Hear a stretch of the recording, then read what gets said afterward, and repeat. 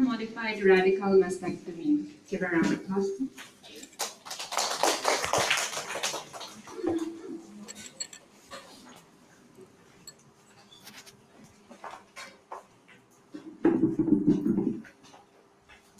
On average, 62 Filipinos are diagnosed with breast cancer every day. While an increasing number of those patients are seen and treated early, many still present with advanced stage of breast malignancy upon initial consult. Good morning, everyone. My name is Barbara Caballeros, and I am presenting the case of a 59-year-old female, known hypertensive and asthmatic, who was initially diagnosed with breast carcinoma 2 years prior to admission. At that time, she refused surgery but agreed to undergo chemotherapy. 2 months prior to admission, after completing 9 cycles, she finally agreed to undergo surgery. Unfortunately, she developed pneumonia and concomitant pleural effusion.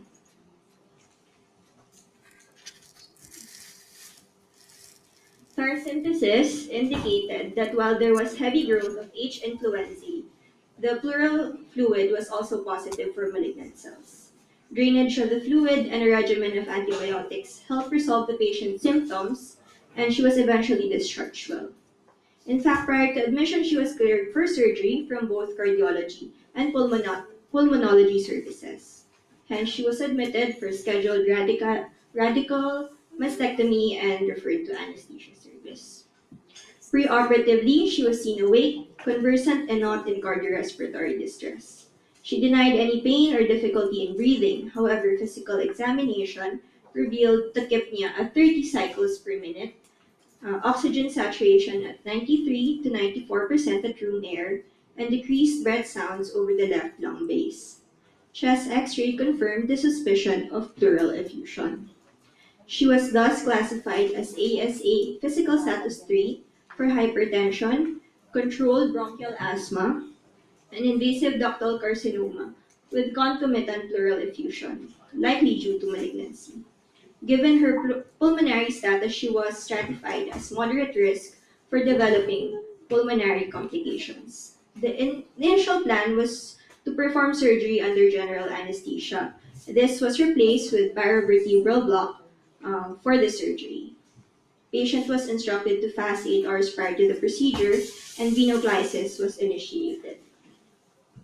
Nebulization with ipratropium was done an hour prior to the scheduled operation as prophylaxis for asthma exacerbation. At the operating room, patient was received anxious and not in distress. She was hooked to standard ASA monitors which showed the following initial vital signs. She remained tachypnic with an initial oxygen saturation of 96% at room air. She was then asked to lie on left lateral decubitus position and was sedated with midazolam and fentanyl. Subsequently, paravertebral block at T2, T4, and T6 levels was done under ultrasound guidance, and 7 ml of bupivacaine 0.5% were deposited at each level. The patient was then asked to lie supine, and ultrasound-guided serratus plane block was done with 18 ml of bupivacaine 0.25%. After confirming sensory block at the distribution of the T2 to T7 levels, propofol via target-controlled infusion was started and titrated to keep the patient sedated. Throughout the 3-hour procedure, she remained stable, with saturations of 98 to 99% while on oxygen support at 5 liters per minute via face mask.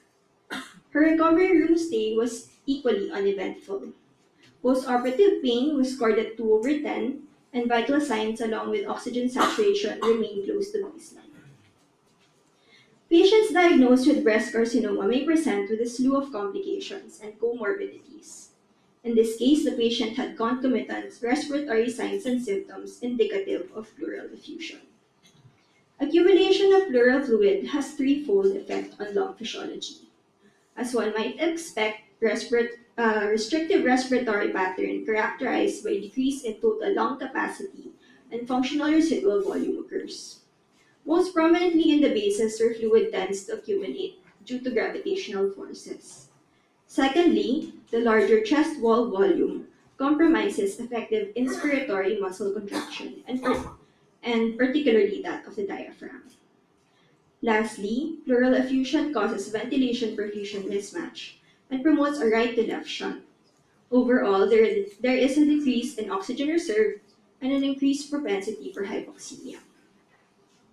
Preoperative pulmonary status places the patient at increased risk for complications. Of the 7 risk factors found to be correlated with increased perioperative pulmonary complications, our patient has 3, which places her at moderate risk for developing respiratory sequelae. Typically, mastectomies are done under general anesthesia. While this technique poses no additional risk for pulmonary complications with our patient, an alternative anesthetic plan might prove more beneficial. One of the primary concerns for post-mastectomy patients is pain control. As benign as poor analgesia may sound, it carries with it a variety of physiologic consequences. Apart from an overall increased sympathetic response, severe post-surgical pain can cause splinting and diaphragmatic dysfunction, which leads to impaired ventilation and increased likelihood for pulmonary infection. In a patient with an increased baseline risk for respiratory complications, preventing further risk becomes of paramount concern. Additionally, poor pain control also translates to poor wound oxygen tension and poor wound healing.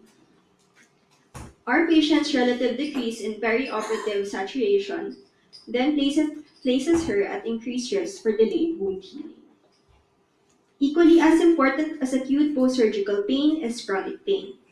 Studies indicate that chronic post-mastectomy pain can develop in 25 to 60% of patients depending on the several risk factors, of which acute post-surgical pain is most preventable. Interestingly, research has shown that paravertebral block during breast surgery does just this. In fact, patients who receive paravertebral block are less likely to require postoperative opioids. Expectedly, this decreases the incidence of narcotic-related complications such as nausea and vomiting. Throughout this discussion, the premise for surgery among patients diagnosed with malignancy is that of surgical removal of cancerous tissue which provides the best prognosis. However, the surgical stimulus itself initiates a stress response that inhibits immune function. Similarly, opioids also inhibit cellular and humoral immune function. Together, they promote tumor spread and recurrence. By employing pre-incisional paravertebral block, the stress response is thus attenuated, and opioid use is minimized. For our patient, this particular benefit might have come a little too late, but at the very least, it minimizes additional insult that may further contribute to tumor spread. Both general and regional anesthesia are equally capable of carrying a patient through breast surgery. However, while the choice of anesthetic technique might seem trivial in comparison to surgery itself, implications of this decision are in fact far-reaching. Thank you. Thank you, Dr. Caballeros. The floor is now open for questions.